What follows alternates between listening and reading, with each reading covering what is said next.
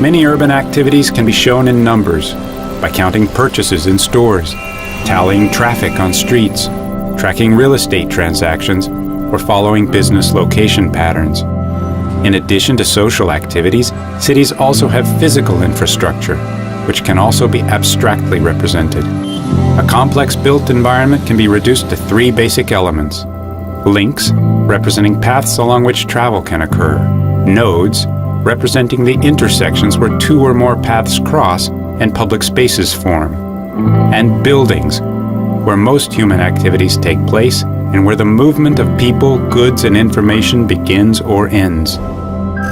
This framework allows us to describe spatial relationships between people, places, and institutions using powerful network analysis methods. How can we use this method to describe a city?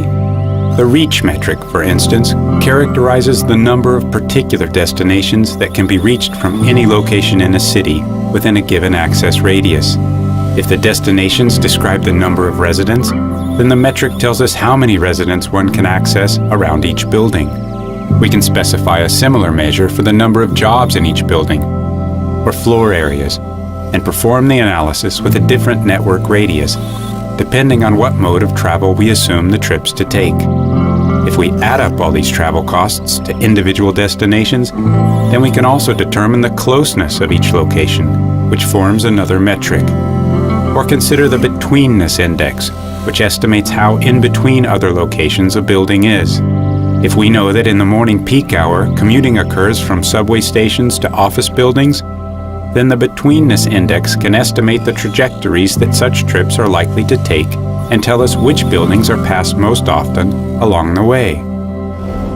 The different specifications of network analysis yield a series of results describing proximities and adjacencies between people and places, which can be important for locating a business, explaining traffic patterns, or the value of land in different parts of a city.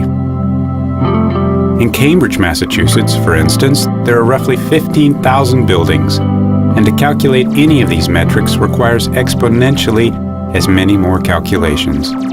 It would be impossible to calculate these indices manually. That's why we are introducing the Urban Network Analysis Toolbox that is designed to automate these calculations on a computer. The toolbox is built on top of the GIS platform, which allows us to easily combine urban network analysis with other types of data and spatial analysis approaches. Urban network analysis can describe complex spatial problems and help us address fundamental questions of good city design. Can the layout of a city facilitate equitable access